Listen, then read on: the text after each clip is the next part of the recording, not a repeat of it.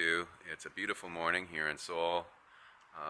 Slightly blue skies, clear air. That's going to change in the spring with the arrival of what Koreans call misemunje, which is microscopic fine dust, which is air pollution. It's an annual event, mainly human generated here on the Korean Peninsula and also factories in China. At the same time, we have this war situation in Ukraine, and there's a linkage between the two in the sense that during this conflict, there will be a lot of pollution created. We live in a complex world, and humanity also will suffer because of this global pollution that we keep producing. And military systems do produce an incredible amount of pollution.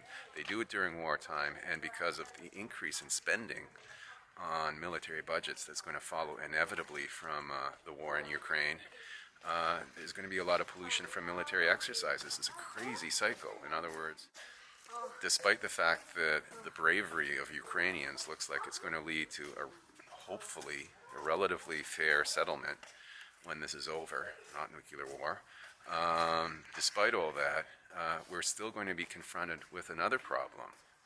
This is not the 1940s. We don't have just a simple peace after the war.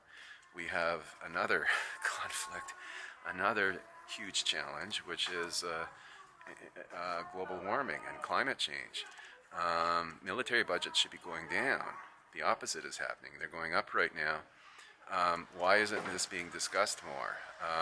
There is a direct linkage between increased elevated military activity and pollution.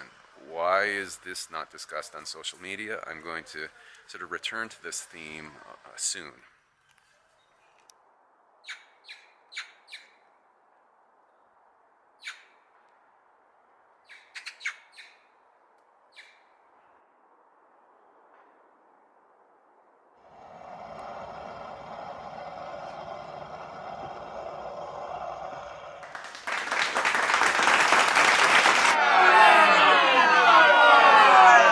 When the war in Ukraine started, Putin made the decision to launch the war without any kind of clear mandate.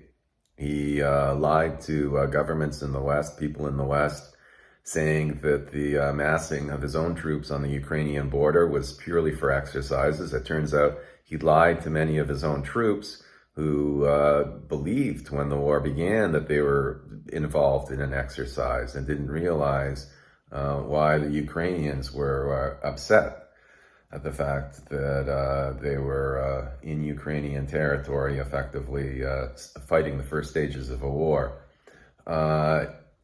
In a parallel sense, Western policy, NATO policy, driven in large part by the United States, has been to push back against the Russians as much as possible, despite the fact that the Russians have repeatedly and darkly hinted that nuclear weapons might get involved.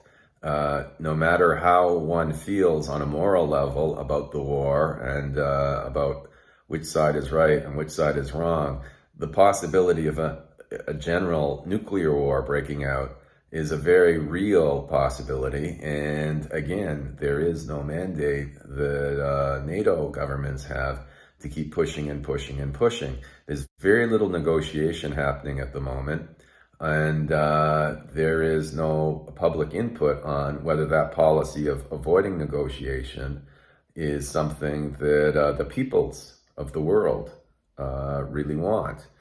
The only referendums that have taken place have been the notorious referendums in Donetsk and Luhansk, and those have been derided as sort of sham referendums used as a pretext for the Russian government to basically push through in a very rapid manner the annexation of territory that legally belongs to Ukraine.